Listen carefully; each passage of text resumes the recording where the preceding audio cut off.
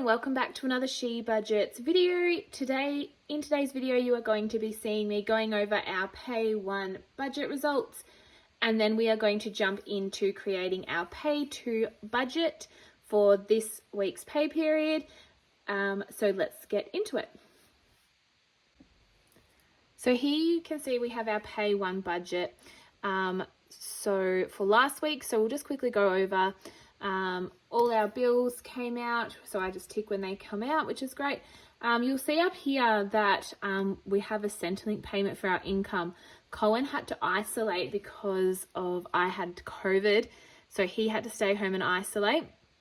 And because of that, he didn't have enough sick leave or annual leave saved up, so we had no income coming in for that whole week, so we were able to claim the $750 from Centrelink. So that's where you'll see that there. And we did have a little bit of pay that we'd put aside, so we added some of that. So I budgeted $950. Our bills came to $315.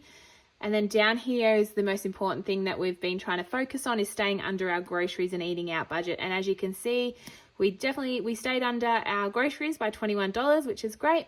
And we also stayed under our eating out with just $14. So we made a big effort with that.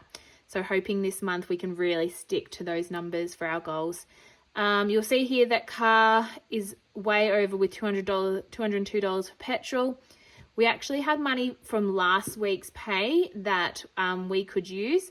So I was able to add that pay to pay for that. And then nothing for miscellaneous. And then our splurges, always, we don't track our splurges, so they are just the same. We could only put $210 into sinking funds last week just because of our pay, and then just a little bit towards our savings goals. So that is our results from last pay, which I'm really happy about with our groceries and eating out. So let's jump into our Pay 2 budget. So before I start our pay budgets each week, I always like to go back to my calendar to check what's coming out for that pay period to make sure that we are covering everything. So everything in purple is our Pay 2. So I'm getting paid this week. I get paid fortnightly. I'm a teacher and I work 3 days a week. So I get paid fortnightly. Cohen gets paid every week. So we have 2 pays, which is nice. Oh, I forgot a bill here. I had to write it in. Canva for $18. My phone bill's coming out for $25. The mortgage is coming out. That comes out every fortnight as well. So for $633. Childcare comes out. We actually don't need to pay this childcare fee because we were isolating for 2 weeks. Teddy didn't actually go to childcare, so we don't have to pay for that, which is nice. And then Cohen's phone's also coming out for this pay period. So they're the bills that we need to make sure that we're covering this pay period. Okay, so this pay period is going to be from the 9th. I got paid yesterday when you'll see this video. And it's going to go to the 16th of March. So that's what dates this pay budget is going to cover. So we have our income coming in. We start with that. We have Cohen and then myself. So Cohen, he got a bit less this week as well because for half of his work, he was in isolation. So he just worked for 3 days. So for 3 days, he got $1,192.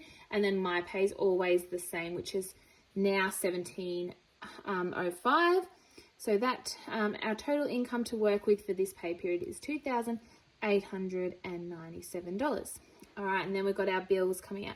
So we have first bill Canva coming out on the 9th, and that was going to be $18. We have our utilities that we direct debit every week. They're going to be coming out on the 11th, and they are always $150 for the week. We have my phone also on the 11th coming out, which is $25. Then we have our mortgage on the 11th. That's $633 for the fortnight. We have Cohen's phone coming out as well this pay period on the 15th. We are with Aldi for our phones, so that's $25 a month for that.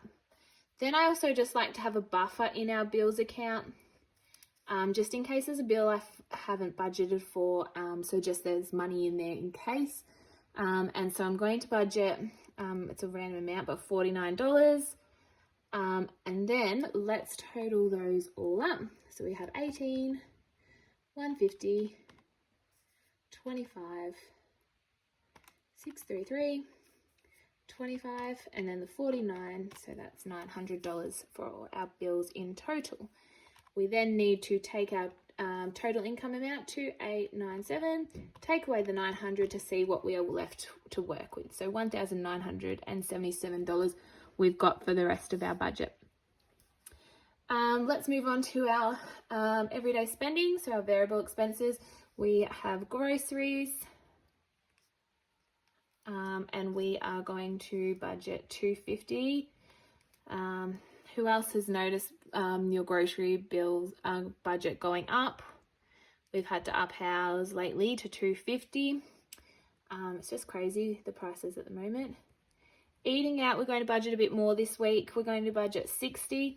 On the weeks that I get paid, we just bump up that eating out a little bit more. So maybe like if we want to get Thai or something, or go out for dinner, we have that money to do that. Car, we both will need petrol in the next week. So we're going to budget $200 for that. There's just crazy petrol prices at the moment. And I think they're just going to continue to rise, which is scary. So I'll have to budget $200 for that. Hopefully that will be enough. Who knows? We're going to have a new category. We're going to call it house. So anything to do with the house, anything for outside, inside. Sometimes we always just have to duck to Bunnings to grab something. So it'd be nice to have just some money put aside for that. We're going to budget $40. Then we have Ted. He just gets $20 a week for his clothes or anything like that. And then we have both Cohen and my splurge money, which we've dropped back to $50 a week. So that will be $100 for me for the fortnight, $50 for Colin for the week. Okay, now moving on to our sinking funds. I'm going to quickly fill in all of the sinking funds that we're stuffing, that we'll be putting money into this week. So I'll quickly do that. Okay, I've just realised I forgot to do the totals down the bottom here. So let's grab the calculator and quickly total those up. So we have 250 and 60, 200 for petrol, 40, 20 for Ted, and then 150 for our splurges, which comes to 720. And then what we do is we take our remaining amount from bills, 1,977, take away the 720, leaves us with $1,277 to work with. Okay, so moving back over to our sinking funds now. Put $10 into Ted's birthday. Christmas is getting 40. Holiday is getting 50. Colin time off, so we're wanting him to have a bit of time off to maybe go on a holiday in the middle of the year. So we put $250 a week into that. So hopefully we'll have about $5,000 for that.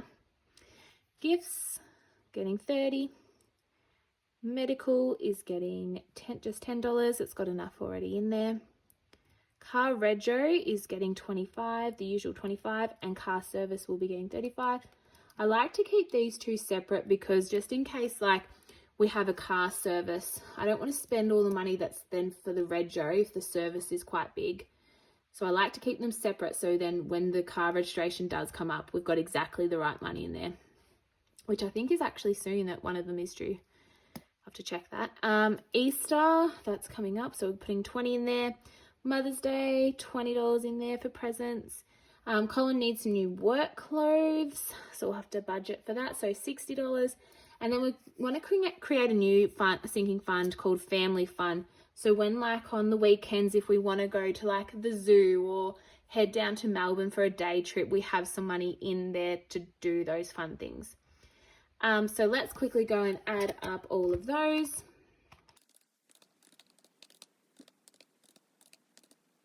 So that comes to $600 for the total of our sinking funds. for this pay period.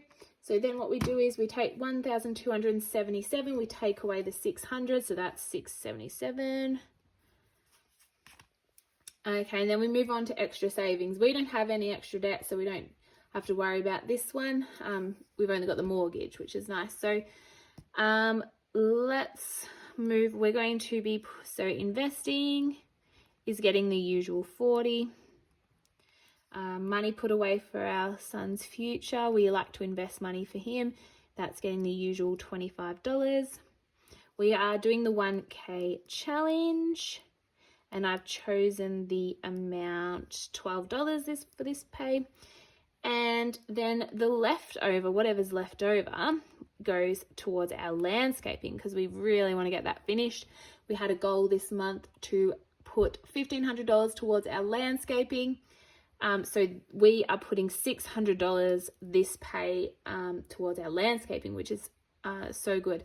So then what you do is we add those up. So 600 plus 12 plus 25 plus 40 leaves us with that, and that's the leftover. We have 677, so 677 remaining. Take away the totals is $0, and that's why it's called a zero-based budget. So that is our pay budget for pay 2 of March. I hope you enjoyed this video. Thank you for watching, and I'll see you soon. Bye.